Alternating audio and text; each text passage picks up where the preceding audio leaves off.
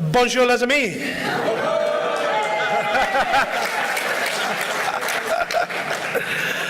Okay, ladies and gentlemen, the UK Independence Party has grown massively in the past 12 months. Much of this is to do with the consistent message that the party has brought to the British people. Whether it's our opposition to our membership of the European Union, whether it's our opposition to uncontrolled mass immigration, or even our opposition to the legislation on gay marriage, we are on the side of the British people.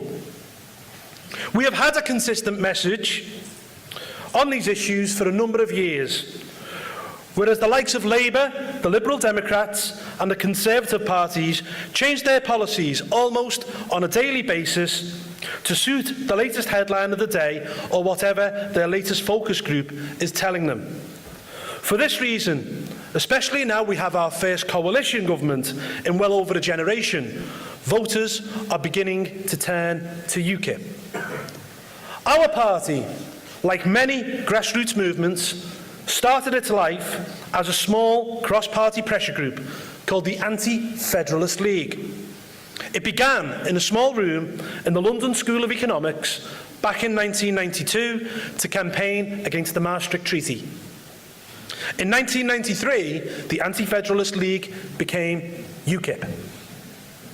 UKIP has been on an upward trajectory since 1999 and the European elections, a year when Britain's future membership of the European Union and the single currency was heavily debated amongst politicians and the public alike.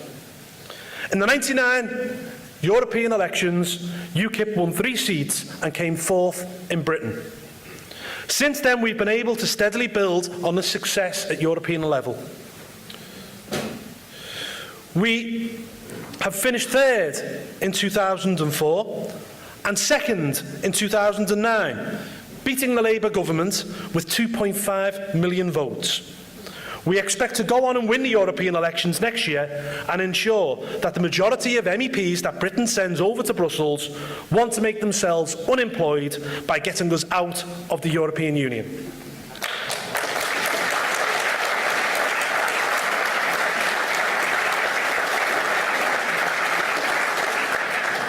UKIP has used its position in the European Parliament as the only meaningful opposition to the European project.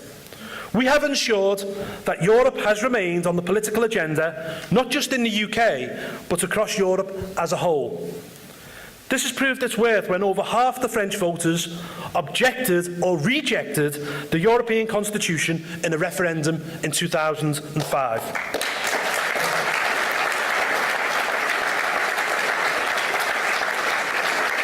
This was followed a few days later with a rejection by the voters in the Netherlands. Nobody would have thought it conceivable that 2 of the founding members of the European community would so confidently reject further EU integration if put to a public vote. Our opposition in the European Parliament is such that our party leader Nigel Farage is now one of the most recognisable political figures in Europe, and his videos on YouTube only add to the strength of our growing popularity. Nigel Farage is now regarded as the only party leader in the UK with popular public ratings, and I'm sure you can see why. The people of Europe are now beginning to wake up to the harsh reality of life under the European Union, especially those within the single currency. The euro was meant to bring countries such as France and Germany, the core of the Union, closer to the weaker economies such as Greece and Spain on the periphery. As you can now see, every day, because of the trapping failures of the euro, the core and the periphery are now further apart than ever. On the streets of Athens, European flags are being burnt, whilst in Spain, where only 8 years ago 76% of voters backed the EU constitution in a referendum, riots and strikes are now commonplace. Spain now suffers with youth unemployment, which is over 50%. France, which has always been a keen supporter of the EU, is beginning to turn its back on Europe with support for the euro at an all-time low.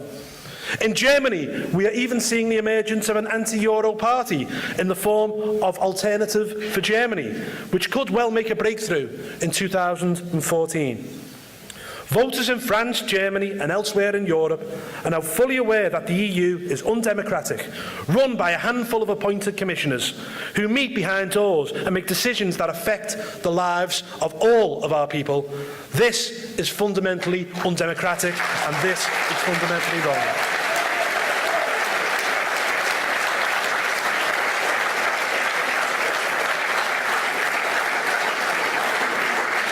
In 2004, when our borders were opened up to migrant workers from the new accession states of the EU, immigration has formed a key part of UKIP's platform.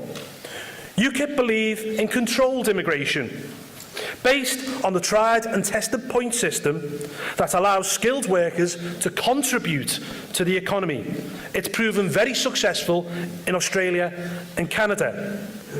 I put it to you, how can it be right that when the youth and long-term unemployment is at 22% in the UK, we allow an unprecedented number of unskilled migrants from the likes of Poland and Slovakia to enter our labour markets without restriction? The other parties have long been afraid to talk about immigration, to the point where any debate on the issue is shouted down as somehow racist or xenophobic.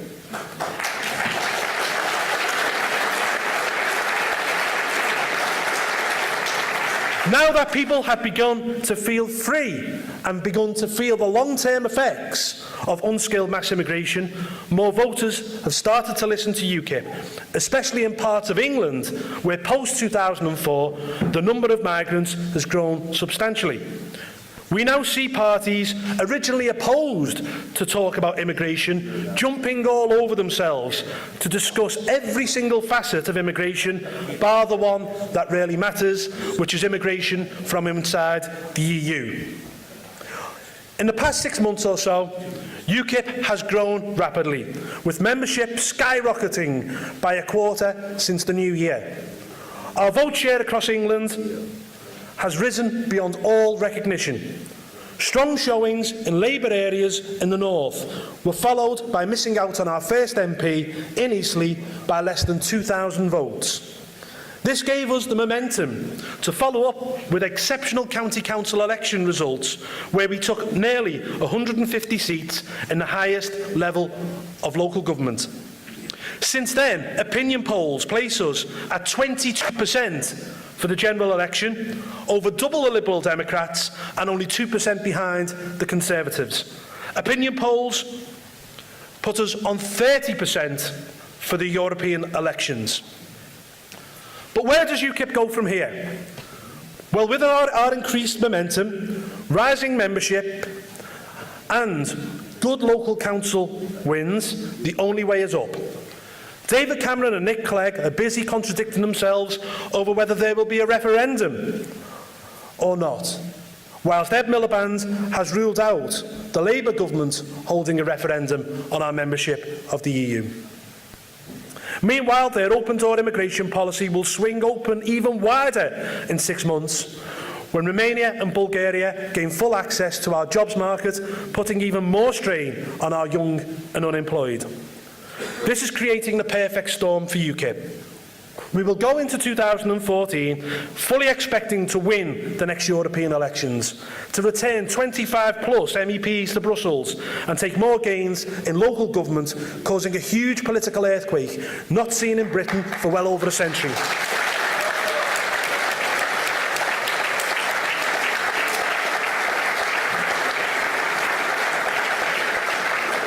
We will then take this stunning victory onwards and into the general election in 2015 and cause a real upset for the old, established political parties.